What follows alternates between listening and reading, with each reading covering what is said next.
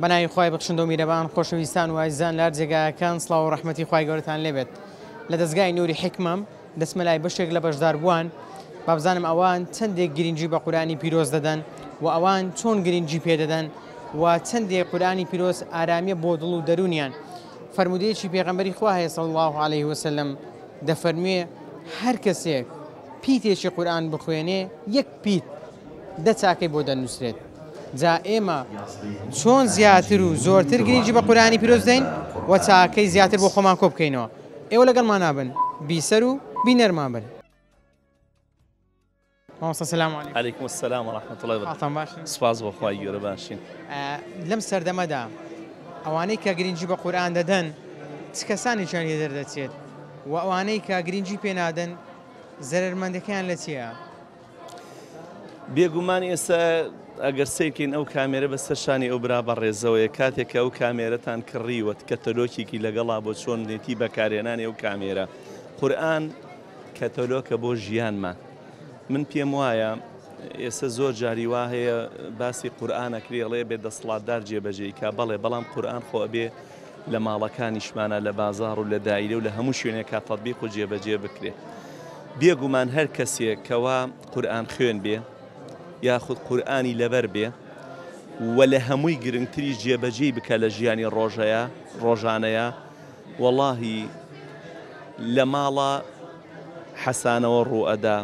لە کوچە و کۆڵانە لە کۆمەڵگە لە دائیرە یعنی ئەو کۆمەڵگەیە ئەو شوێنە ئەحەسێتەوە کامەران و بەختەوەرە ئەبن. بەڵام هەتا دوور بین لە قورئان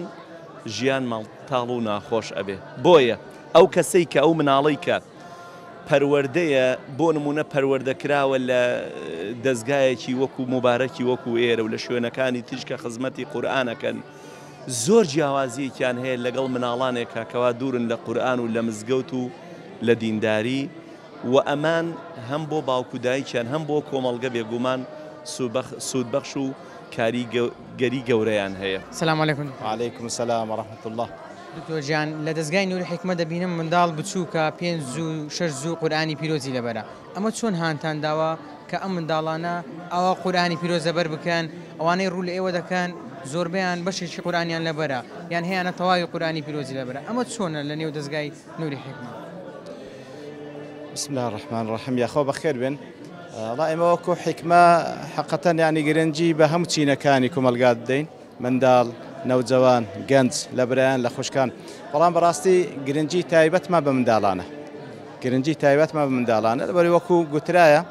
التعلم في الصغر كالنقش على الحجر. ئیتر بەحەقەت ئێمە جهودی سەرەکیمان لەسەر ئەوانە والحەمدولله لە خلالی ئەو چەند ساڵی دەستگاش لەخوا بە زیاد ینی بەروبووممان هەبووە و بەردەوامیش دەبین بە ئیزنی خوای گەورە. ئیتر هانیاندان بە هەموو شێوازەکی هاندان ینی یەک لەو وەسیلانێک کە پێم وایە ینی کاریگەری هەیە لەسەر منداڵان مەسەلەی ئەوەی کەوا لەگەڵ ئەوەش کە ئەتوو مەسئلەی قورئان تەرکیزی لەسەر دەکەی و بە ئوسلوبێکی جوان فێری دەکەی و طبعاً دەبینێت سەر مامۆستاکانمان کە ئەلحەمدولله خوا پاداش خێریان بداتەوە. بەڵام لەگەڵ ئەوەش وەسائلی تەرفیهیش بەکاردێنین. وەسائلی تەرفیهی مەسەن لە بۆ کچان کاری دەستی لە بۆ نمونە ینی لە بۆ کوڕان وەرزش ئیتر وەسائلی دیکەوە پێم وایە زۆر کاریگەری هەیە لەسەر ئەوەی کەوا ئەو منداڵە بە زەوق و شەوقەوە بێتن قورئان لەبەر بکاتن. ئەلحەمدولله وەکوتمان بەربوومیشمان هەیە ڕزامانەوەی خوای گەورە بەردەوامیان کە قبولی کە. دکتۆر گیان داک و بابک منداری بنێری فێرە قورئان لەبەرکردن بیان قورئانی لەبەر بکات چ خێرەکی دەگاتێ؟ خێرەکەی چییە؟ چەندە؟ وەڵا بە تەئکید بەخۆی ئەو داک و بابەی کە سەبەبە دوی کە منداڵەکەی قورئان لەبەرکە خود هەر کارێکی چاک و عیبادەتی بکە بێ هیچ شەک و گومان وەکو با بڵێن عولەما باز دەکەن ئیستنباطن لە قورئان لە سونە بێ شەک و گومان ئەو دایک و بابە شەریکە لە هەر پیتێک لەو قورئانی کە ئەو منداڵە لەبەری دەکا و فێری دەبیتن و هەر عیبادەتێک کە پێی دەکاتن. جالوێ بەڕاستی و لە قیامەتیش ئەوە معلومە وەکو پێ سەڵم دەفەرمیتن بە تایبەتی ئەوەی کەوا دەگاتە مەرتەبەی حافظی قورئان پێش ئەوەی ڕێز لە منداڵەکە بدرێ ڕێز لە داک و بابی دەندرێ. دکتۆر گیان باسی گرنگیدان بە قورئانی پیرۆز دەکەم بێگومان دەستگای نووری حیکمە گرنگیێکی زۆر بە قورئانی پیرۆز دەدا. جا پێم بڵێ ئەمڕۆ چەند قوتابی لێرە خڵات دەکرێن و ئەوانە چەندێک گرنگیان بە قورئانی پیرۆزدا و چەندێک جزئی قورئانیان لەبەرە؟ بله بسم الله الرحمن الرحيم الحمد لله والصلاة والسلام على رسول الله سرتا بخيراتين كان كتان دكم خوي دزگای نوری حکمه لسرتای دروز بنیو لسای 2007 گرینگیش تایبەتی داد بە لەبەرکردنی قورئانی پیرۆست ئەوەش لە ڕێگای بەرنامەیەکی تۆکما کە بە ماوەی 8 ساڵ قوتابی هەموو قورئانی پیرۆست دەبەردەکا ساڵانە دەستگای نوری حکمە هەڵدەستێ بە ئەنجامدانی پێشبڕکێی نوری دڵان کە پێشبڕکێکە تایبەت بۆ قوتابیانەی لە چەند ئاستێک قورئانی پیرۆزیان لەبەر کردووە بۆ ئەم ساڵ ئاستەکان ئاستی 5 جوزئی 10 جوزئی 20 جوزئی و 30 جوزئی بوو هەر بۆیەش ئەمڕۆ دوای ئەوەی کە ئەو قوتابیان لە هەڵسەنگانی خولی یەکەم و خولی دووەم دەرچوون و پلەی یەکەم و دووەم و سێمیان بەدەستی ناوە نزیکەی 15 قوتابینە لە هەر یەک لە ئاستەکان پلەی یەکەم و دووەم و سێیان بەدەستێناوە ئەمڕۆ خەڵات و دیاریان پێشکەش دەکرێت. دکتۆر جان وەکو هاندانێک زۆر جار دەبینین لە پێشبڕکێیەکانیەوە عومرە دیاری دەکرێت ژمارەکەم پێ مەڵێ بەڵام گەشتی عومرەشی تێدایە؟ پشتیوان بەخوای گەورە پاشکەمێکی دیکە کە ئاهەنگ دەست پێ کرد ئینشاڵڵا ئەو وەڵامی ئەو پرسیارە وەردەگرین. ئەوە بینەرانی خۆشەویست وڵامەکەیانی تێدایە. دکتۆر جان ئێمە منداڵ دەبینم لە دەستگای نوری حکمە زۆر بچووکە دەڵێ دوز قورئانم لەبەرە ئەمە چۆن واتان کرد ئاوا ئەو منداڵە بچووکانە لەو تەمەنە دوز قورئان سێ جوزی قورئان لەبەر بکەن؟ خۆی دەستگای نوری حکمە ئەو پرۆگرامی کە هەیبوو لە قۆناغی نەوجەوانان کە 9 ساڵ و بەسەرەوە دەست پێ دەکرد بەڵام سوپاس بخوا ئەم ساڵ بۆ یەکەمین جار قۆناغی خونچەکانی داهێنا کە ئەویش لە ئاستی تەمەنی 4 ساڵی و 5 ساڵی و دەستی پێکرد سوپاس بەخوای گەورە کە یەکەم ساڵیشمان بوو لەبەر نەبوونی جێگە نەمانتوانی هەموو منداڵێک وەربگرین بەڵام ئەو منداڵانەی کە وەرگیران هەیان بوو توانیان زۆر لەو منهەجەی کە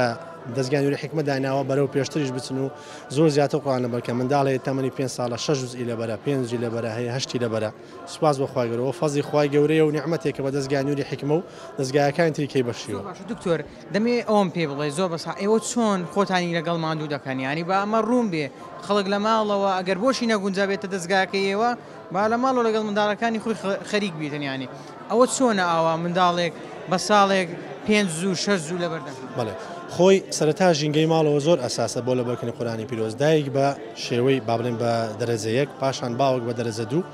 ژینگەیەک بڕخسێن بۆ قوتابیەکە هەم لایەنە تەرفیهی و خۆشی و یاریەکەی لەبیر ینی لێ بێبەش نەکرێت بە هەمان شێوە گرنگی تایبەت پێ بدرێت. دەستگای نوری حکمە ئێمە ئەو لایەنەی کە پێویستە بە چۆنێتی لەبەرکردن و خوێندنەوە و ناسینەوەی پیتەکان و ئادابەکان فێر دەکرێت ئەگەر لە ماڵەوە یەک تۆز یارمەتی بدەن پشتیوان بەخوای گەورە ئەو فێرخوازە قورئان لەبەرێکی دواهاتووی لێ دەدەچێت ئینشاءالله. السلام عليكم. عليكم السلام ورحمة الله وبركاته. چەند قورئانی پیرۆز دەبەر بوو ئاوا خەڵاتیان کردی و ڕێزێنانیان پێبەخشی؟ بەڵێ ئەمڕۆ بەشداریم کرد لەم ئاهەنگە ئاهەنگی نوری دڵان کە پێشبڕگێ بوو بەڵێ الحەمدولله ئاسی لە ئاسی دووەم بووم بە 22 جوزی بەشداریم کردووە. پێم بڵێ ئەم 22 جوزئەت چۆن لەبەر کرد؟ وەڵا بێگومانە بێ هەوڵ و ماندووبوونەوەیە کاتەکان خۆشت تەرخانکەی بزانیت لە ڕۆژێکا چەندی حفزەکەی کاتەکانت بزانین لەم کاتە تا ئەو کاتە تۆ حفزەکەی. الحەمدولله ئیتر منش کاتەکانم داناوە بە پێویست سپاس بەخوای گەورە توانیم بەدەستی بێنم و لە بەریکەم الحەمدولله. ئێوە قورس نییە هەم ئیشی ماڵەوە هەمیش لەبەرکردنی قورئانی پیرۆز و هەمیش کە دەرسان هەیە لێرە؟ بڕوا بکە هیچ قورس نییە ئەگە تۆ بەرنامە دانی بۆ کاتەکانت هیچ قورس نییە هەموو شتێ ئەبێ هەوڵی بۆ بدێگە هەوڵی بۆ نەدەی بێگومان پێی ناگەی بێگومان ئەبێ بەشێک لە ژیانت تەرخانکەی بۆ قورئان ئەگە ناتوانی بەدەستی بێنی الحەمدولله قورئانش بەرەکەتێ گەورەیە سپاس بەخوای گەورە. خیرەکەی چەندە ئاوا هەوڵەدایە کە 20 زوو لەبەر بێگومان والحەسەنەت بعشر ئەمثالها بێگومان هەر حرفێک لەبەرکەی لە قورئان بە هین حسنە بۆت حسابە بێگومان ئەرکی زۆر ینی حەسەنەیە زۆر باشەیە الحەمدولله ترخوای گەورە لێمان وەرگری خوای گەورە تابتمان کە لەسەر ئەم ڕێگایە. سلام علیکم. وعليكم السلام ورحمة الله وبركاته. بازم ئەمڕۆ چەند دڵخۆشی کە ڕێزێنانتان پێبەخشرا خەڵات کران لە دەستگای نوری حکمە لە بەرامبەرەوەی کە بەشێکی قورئانی پیرۆستان لەبەرەوە؟ والله زۆر دڵم خۆشە الحەمدولله بە فەزلی خوا دوای بە فەزلی مامۆستەکانی خۆشم ئەو پلەیەم هیناوە سوپاسی هەموو ئەندامەکانی پێشبڕکێکەش دەکەم زۆر سوپاسیان دەکەم پاداشتی خوا پاداش خێریان لۆ بنووسیتە واڵە قورئان زۆر چەند گرنگی پێ بدەی هێشتان کەمە چەند بە خوێندنی ئەزری هەیە بە حەفزکردنی ئەزری هەیە ئەگە خوێندنی حەفزنەکە پێت ناکرێ بە جێدان هەموو بەخۆی خوا گەورە پێی دەرێتن قورئانی کەریم کەریمە بە جێراگرتنی بە خوێندنی بە لەبەرکردنی سپاسی ئەوەش دەکەم کەناڵ پێم بڵێ پلەی چەندەمت بەدەستێنا ئەمن لە 20 جوزی بەشدار بووم لە دەستگای نور و حیکمان تەڵەبم بە ئەوە پلەی یەکەممینە لە 20 جوزی الحمد لله فەزلی خۆ لە ماڵەوە چەند خەریکی قورآنی والله الحمد لله دایم ڕۆژی من هەموو قورآنە هەر ڕۆژ دەست پێ دەکا لە پاش نێژ سبێنێ دەست پێ دەکەم بە خوێندن و لە ژیانی خۆشم بەرەکەتی قورآنم بینیە دائمی عن بەرەکەت لە ئەولادت لە ماڕت لە هەموو الحمد لله فەزلێکی زۆر گەورەی خوا و قورآنی لەوانی پێبەخشێ الحمد لله لە خۆی السلام عليكم كاكا السلام ورحمة الله وبركاته بخير شلونی بەخوربان الحمد لله برز بخير سرتاوە نووسراوە بە پلەی سێم پێنج زووی لەبەرە بەڵێ یعنی تو پێنج زووی قورآن لەبەرە بەڵێ ئافرین با بزانم ئەوە لۆم باسکە کو لەبەرت کرد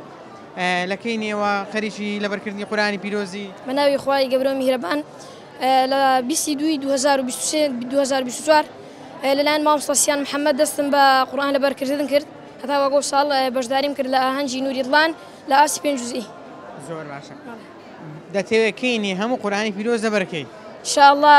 خوای گەورە بخۆی لەوەی عالمترا کەەوە ئەمە ئەو بڕیارە بدەین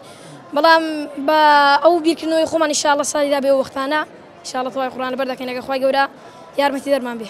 ئافرین جا کاکە داهێن پێم بڵێ لە قوتابخانە چۆنی حەمدیا زۆر باشین ئەو ساڵ دەکا کە قوتابخانە بکرێتەوە دەبمە پۆلینۆ زۆر باشە دەمەوێت لە مەکتەبیش زیرەک بی لە قورآن خوێنیش زیرەک انشاءالله لە هەردوودا انشاءالله قسەکەت ڕاستە پاداشی قورآن خوێنان چی ئاتووە دەتەوێت قورآنی لەبەرکەی پێغەمبەری خوا صلی الله عليه وسلم دەفەرموێتن خيركم من تعلم القرآن وعلمه باشترین تانە و کەسانە کەوا خۆی فێرە قورآن دەکا هەر کەسێکە بێ خۆی فێرە قورآن خوێندن بکاتن ئەوەل سەر بە قۆناغ یەکەمدا دەچیم کەوا خۆی فێرە قورآن خوێندن دەکاتەوە و لەبەری دەکاتن وهروها دەفەرموێت خيركم من تعلم القرآن وعلمه وباشترین شتان ئەوەیە کەوا خەڵکی فێر دەکا انشاءالله مەژدیرەوە خۆمان فێر دەکەین و لە ساڵانی داهاتوو انشاءالله خزمەتی دەکەین و وهروها وی لە تواناماندا بێ تەقسیر ناکەین انشاءالله یعنی دەتەوێت خەڵکی فێرە قورآن کرد انشاءالله ئافرین دەستت خۆش بی جا پێم بڵێ دایک و باوکت چەندێک یارمەتیان دایت چەندێک تەشجیعیان کرد لە سەرەتای خوێندنم هەر لە مزگەوتەوە دایکم لەگەڵم بووە وهروەها هەر چەندێکەوە بابم دەکا ناتوانێت قورآن بخوێنێتەوە بەڵام بەلایەنی یعنی تەشجیعکردنەوە زۆر یارمەتی دەرم بووە و هەروەها داکەم کەوا ئەماڵۆ بۆ وتنی مڕاجعە و حیفز و زۆر یارمەتی دەرمن زۆر سوپاسی تەواوی خانەوادەکەم برایەکانم دایک و باوکم زۆر سوپاسیان دەکەم تو چەندت خۆشە ئەوڕۆکە والله هو باز ناکرێتن زۆر دڵخۆش الحمد لله فضل خوای رب العالمین انشاءالله السلام عليكم وعليكم السلام با بزانم ئەوڕۆ خەڵاتت وەگرێت چەند دڵت خۆشە زۆر لەوەتیم ئەوەنە دڵم خۆش نەبووە زۆر دڵم یعنی ئەوڕۆ زۆر دڵخۆشە زۆر الحەمدولله زۆر باشە تۆ چەندت قورآن لەبەر بوو واللهی من کە سەرەتا بووە مە بەشداریم کرد پێنجم لەبەر بوو دوایەم ئیمتیحانە سوپاس بخوا کردم بە 9 جوز و نیو ئێستا 9 جوز و نیوم لەبەرە ئەی ئافرین با بزانم چۆن لەبەرت دەکرد واللهی باوکاری مامۆستاکانم زۆر یارمەتیان دام خۆم زۆر دووبارەیەکەم و گوێی لێگرم ئیتر بەو شازە لەبەرێکەکەم سوپاس بخوا خۆی گەورە یارمەتی ماڵەوە چەند خەریکی چەند مەشغوڵی قورآنی واللهی باشم زۆر و کەم و تر بەعام جزئەکانی سەرەتا زۆر زۆر باشە ئەگەر هەڵە بکەی چێ لە بۆ ڕاست دەکاتەوە واللهی دایکم و مامۆستاکانم و ئیتر دایکم زۆر دایک و باوکم و مامۆستاکانم زۆر یارمەتی مەدەن ئەڵێ مۆرن بۆتان ئەڵێ ئیتر گوێم لێگرن و هەڵەکانم پێڵێن و تۆکو باوکێک ئەمڕۆ کچەکەت لێرە کە نزیکەی دەجووی قورآنی لەبەرە چۆن هانت دەدا و چەندی دڵی شت خۆشە بەنای خی بەخشندە و میهرەبان خوا گەورە پاداشتان باتەوە سەرەتا من زۆر سپاسی دەستگا حکماکەم ڕاستی ئەم پێشبڕکیانە هاندانێکی باشە بۆی ئەم فێرخوازانە هەوڵێکی زیاتر بن لە ڕاستیان من خۆشەکەم ئیتر پێناسە ناکرێت چۆن ئەڵێ فرمێسک لە چاوم هات کە ناوی خوێندەوە ئەمانە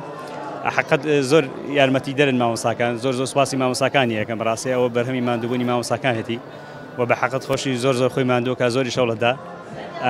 لەوانەیە من لە ڕۆ تا ڕادەیە کەمتر خەم بم زۆر کەمتر هاوکاریم کرد بێ من بەڕاستی قەرزاری مامۆستاکانیم و بەڕاستی خۆشی جوهدی هەیە و دایکیشی زۆر یارمەتی دەرێتی خۆی گەورە پاداشتی هەموو لایەک بداتەوە و زۆر سپاس بۆ ئێوەش کە لێرە بەشدار بوون ئەگەر کەسێک پەروەردەی قورآن بێ زیانی بۆ کۆمەڵگا نابێ بێگومان نەخێر ئەگەر کەسێک پەروەردەی قورآن بێ بەواتای حەقیقی نەک من قورآن لەبەرکەم و بخوێنم بۆ بازرگانی و بۆ گیرفان پڕکردن تیجارەت و بازرگانی پێوە بکەم بۆ تەطبیق و جێبەجێکردن بێگومان نەک زەرەری بۆ کۆمەڵگە بگرە زەرەری بۆ گیاندارێکی ژناوێت چونکە ئێمە ئیمان و ئیسلام فێرمانەکە کە چاکەکردن لەگەڵ گیاندارێکا کە دوو لە ڕووی جەنابتان و بینە ئەگەر سەگیش بێ بە ئەجر و پاداش بۆمان ئەنووسرێ ئەی من کە قورئان بخوێنم لە دین شارەزابم ئەمە فێر بم چۆن زەرەر و زیانم بۆ کۆمەڵگا بێ. مامۆستا هیچ کاتێک خەمت هەبووە قورئانت خوێندبێ هەست بە ئاسوودەیی کردبێ هەست بە مرتاحی کردبی کەمی خەمەکە لەسەر دڵا لاکەت بێ ها وەکو دەڵێن زۆر جارانوانەی کە گوێ لە قورئان دەگرێن یان قورئان دەخوێنن کەمتر خەم دەخۆن یان خەمەی کە هەیتیان لەسەر دڵیان لا دەچێت. واللهی طبعا بۆ معلوماتت کە من ئێستا هاتوومە بۆ ئەم ئاهەنگە بەس برایەکی بەڕێز لە فەیسبوک بڵاوی کرد بۆ خوا شاهێدە هاتوومە بۆ ئێرە کە جار وایە ئیمان ژەنگ ئەگرێ دڵمان ژەنگ ئەگرێ خوا ئاگەی لێ بۆ سەکینەت و ئارامی هاتوومە یعنی کە تۆ لە مەجلیسێکە ئاهەنگێکی قورئانە ئارامیت پێ ببەخشێ فەکەیفە بێ قورئان بێگومان من هەموو جارێڵم ئەگەر قورئان خوێندن و دینداری و زیکر و تەسبیحات نەبێ خەڵکی ئەم عێراق و کوردستانە زۆرەوەمان تێگەشین بەڵام بالانسی ژیانمان و هاوسەنگی ژیانمان عیبادەت و قورئان خوێندن ڕایگرتۆ بێگومان بەڵێ ئەلحەمدوللا ئێمە ڕۆژانە لەگەڵ قورئانە ئەژین و کە ئیشی خوێنین هەستێکی تەواو بە ئاسوودەی دڵ و دەروونمانەکەین ئەلحەمدوللا.